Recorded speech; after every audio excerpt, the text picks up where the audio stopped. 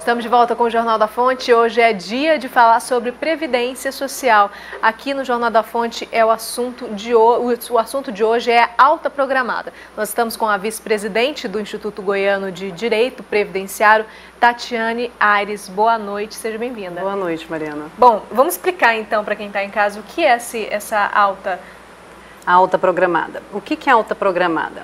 Ela foi instituída no INSS em 2004, 2005, para poder controlar a questão dos auxílios-doenças que eram concedidos.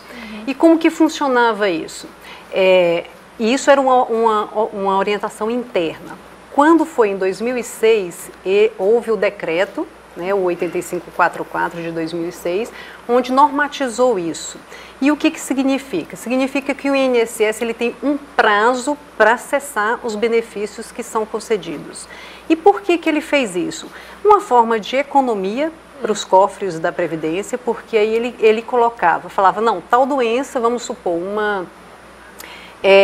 uma cardiopatia.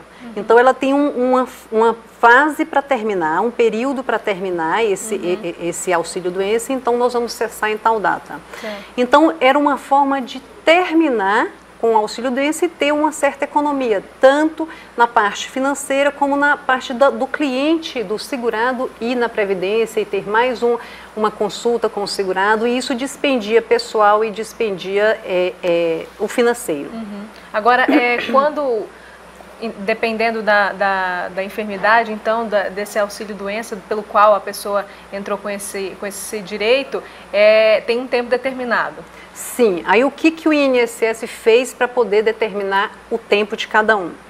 Ele fez uma pesquisa, algumas análises estatísticas e verificou o seguinte, que determinadas doenças ela tinha um tempo determinado para acessar o auxílio-doença. E com base nisso, o que eles fizeram? Colocar essa alta programada, tanto é que é o computador que fornece essa alta. Como que funciona? O perito coloca todas as características da doença, coloca o CID, o que está acontecendo com a pessoa, e o computador dá uma data prevista para o benefício ser cessado. E isso é muito ruim. Por quê? Porque cada doença e cada segurado ela tem uma particularidade. Então, é muito complicado um computador definir quando é que o benefício terá de ser cessado. Pois é, e aí se a pessoa está acessando esse prazo e ela sente que ainda não está apta a voltar ao trabalho, o que ela tem que fazer?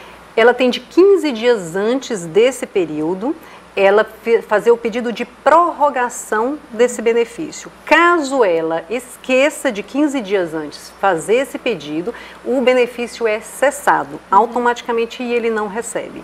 E o que é importante colocar é o seguinte, se no pedido de prorrogação ele foi lá, fez uma nova perícia, e se essa perícia é negada, mesmo ele continuando e sentindo os sintomas da doença, ele pode fazer um pedido de reconsideração.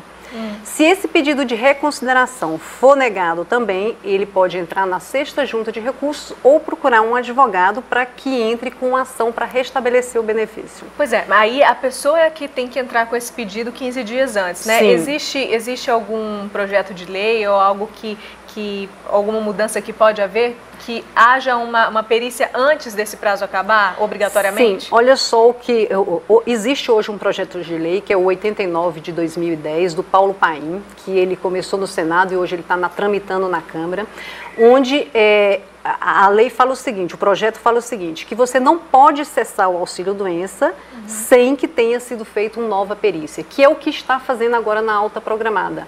Eles estão cessando o benefício sem que tenha feito uma nova perícia.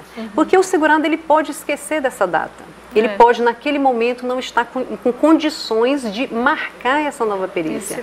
Então, ele é muito penalizado. Então, ele paga um seguro, porque a Previdência é um seguro, ele paga um seguro e não tem a contraprestação em relação a isso.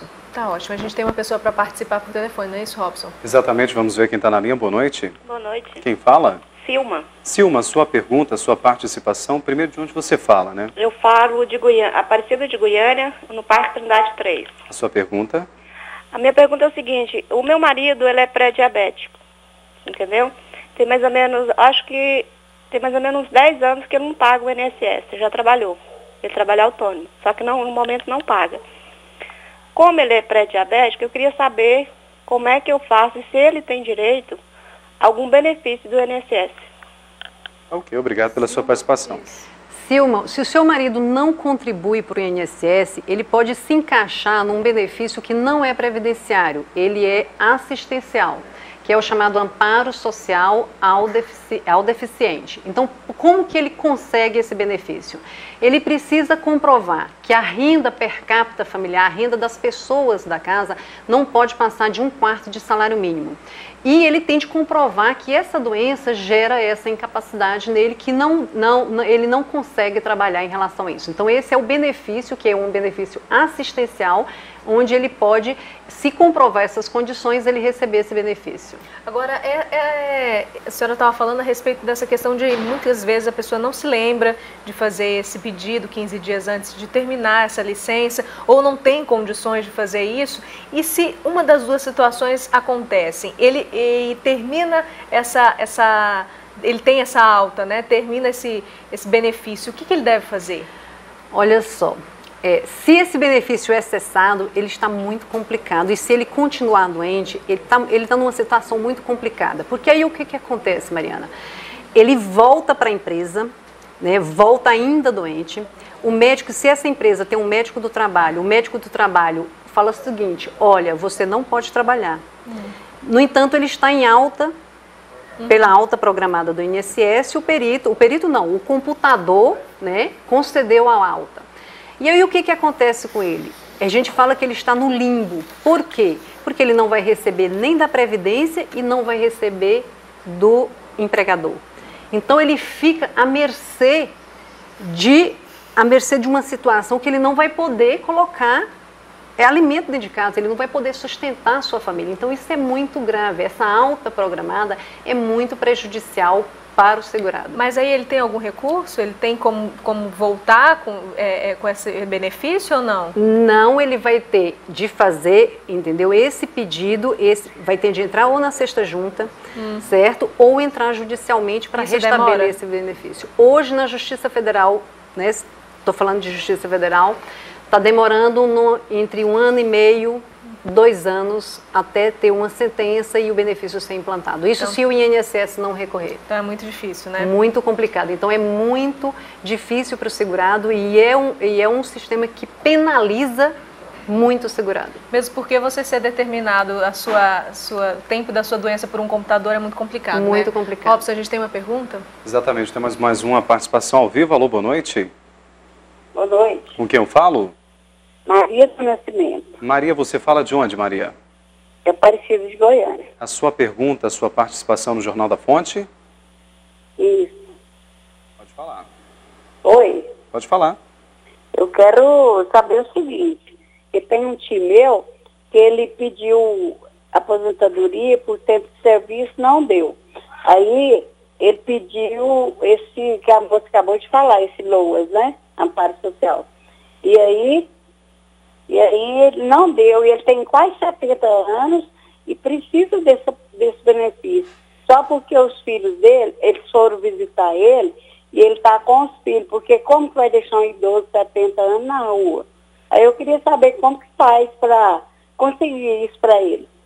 Ok, obrigado pela sua participação. Vice-presidente? Olha só, Wilma... Maria. Maria. Maria, é o seguinte, nós temos de ver por que o benefício foi negado.